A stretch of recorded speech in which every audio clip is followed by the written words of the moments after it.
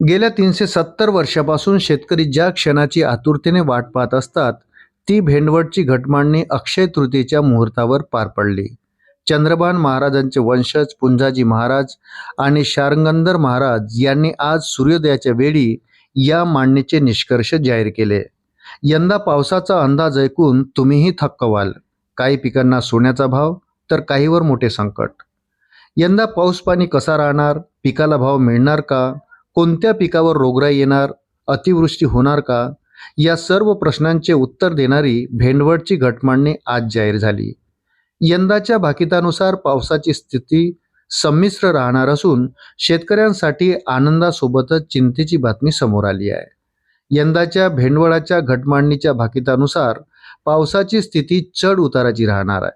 पावसाचे 4 महिने कसे असतील याची माहिती समोर आली आहे. पावसाचा पहिला महिना अत्यंत कमी पावसाचा असेल.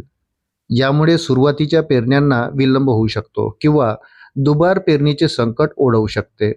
दुसऱ्या महिन्यात पाऊस साधारण स्वरूपाचा राहील, ज्यामुळे पिकांना उभारी मिळेल. पण तिसरा महिना हा सर्वात घातक ठरू शकतो. या महिन्यात जलप्रलय होण्याची शक्यता आहे. या काळात अतिवृष्टी होण्याची शक्यता असून नद्यांना महापूर येण्याचे संकेत आहेत. यामुळे पिकांचे मोठे नुकसान होऊ शकते. यानंतर चौथ्या महिन्यातही पावसाची उपस्थिती असेल, मात्र तो काढणीला आलेल्या पिकांसाठी अडथळा ठरू शकतो. यंदा अवकाळीचा मोठा तडाखा पाहायला मिळणार आहे. यंदा पावसाळ्या व्यतिरिक्त अवकाळी पाऊस भरपूर असेल, ज्यामुळे वर्षभर शेतीकामात व्यत्यय येईल.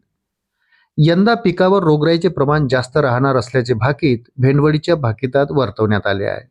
यंदा कापूस पीक साधारण येईल, मात्र त्याला बाजारभाव चांगला मिळेल. तिळाचे पीक यंदा उत्तम राहील.